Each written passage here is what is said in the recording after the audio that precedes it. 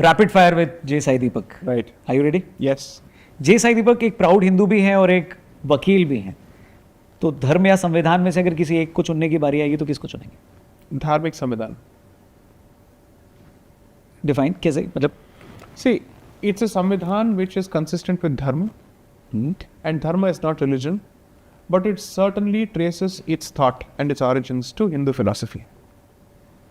Europe में जब discussion चल रहा था कि पब्लिक मोरालिटी ऑफ यूरोप, उनके लीगल डॉक्यूमेंट्स में जब इसका जिक्र होता है, इसको कैसे डिफाइन किया जाए, they clearly said we will trace it from European civilisation and its values.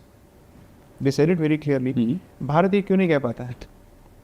क्या ये सेक्युलरिज्म के नाम पे हमने ये कह दिया कि भारत की अपनी कोई सोच नहीं है whenever it comes to constitutional thought? No, sorry, we actually have a very clear thought process. Some of the earliest stone inscriptions on democracy are found in Bharat, in Dakshin Bharat. It's called the Uttar Meru stone inscription, जहाँ पे election के rules हैं, disqualification के rules हैं. What would be the let's say what would amount to a conflict of interest?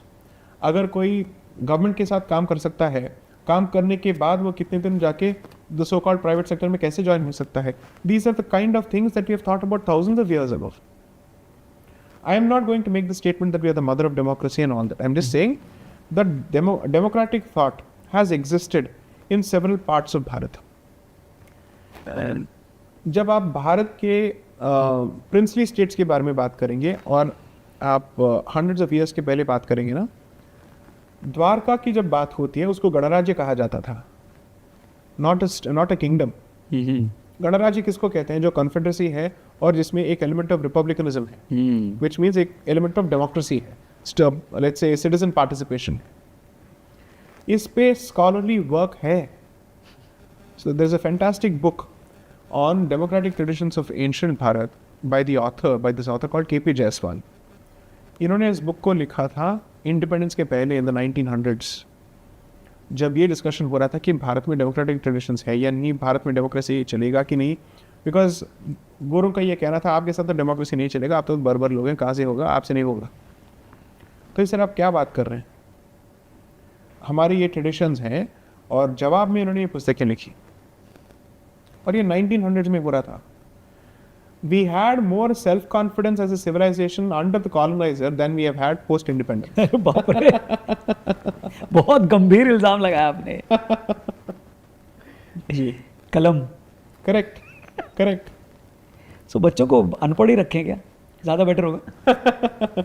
अनपढ़ मत रखिए, बस ये मत समझिए कि अंग्रेजी में पढ़ाने से वो साक्षर हो जाते हैं. क्या बात है, क्या बात है. मातृभाषा सिखाइए, अपनी संस्कृति सिखाइए.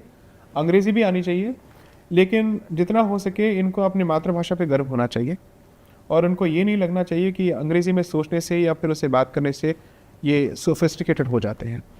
लवली. जिस भी स्कूल में अपने बच्चे को भर्ती करते हैं उनसे एटलीस्ट ये तो उम्मीद रखिए कि वो मातृभाषा पे उतना जोर दें जितना वो अंग्रेजी में दें. और अगर मातृभाषा के बोलने पे कोई फ़ाइन लगाता है वो आपके बच्चे का हितैषी नहीं हो सकता है. तो स्कूल से निकाल दें, आपसे पूछ के उससे उस पर केस करें. बेहतर सोल्यूशन ये है कि आप खुद के स्कूल्स चलाइए जो आपके हिंदू दर्शन के हिसाब से बच्चों को सिखा दें.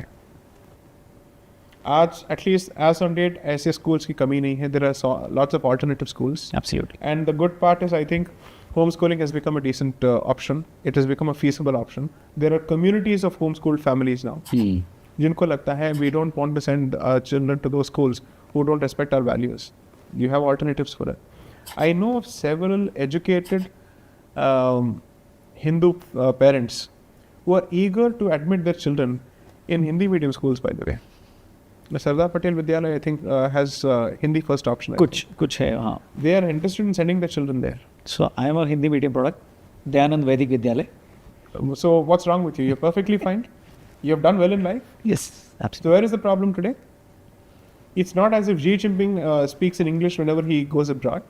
He uses a translator. It's not as if the French speak in English. ये तो हमसे भी छोटे देश हैं. So lot of people who work on Bhasha Niti, and these are not my thoughts, I'm just drawing from the thoughts of other people. There is a gentleman by the name Sankrant Sanu who works on this. और वो कहते हैं कि भारत को आप सिर्फ एक देश के तौर पे मत देखिए, ये देश तो है, but from a linguistic perspective इसमें डाइवर्सिटी यूरोप से ज़्यादा है, और एटलीस्ट उसके कंपैरिजन में हो सकता है। और अगर यूरोप अंग्रेजी के बगैर अपना काम चला सकता है, वहाँ पे साइंस भी है, टेक्नोलॉजी भी है, और लोग एक दूसरे के साथ बात भी कर रहे हैं, व्यापार भी कर रहे हैं, तो आपके अंदर क्यों नहीं हो सकता है? This is not because of our inability to provide the infrastructure, it is because of our inability to convince ourselves कि काम अपनी भाषा में भी हो सकता है। हो सकता है।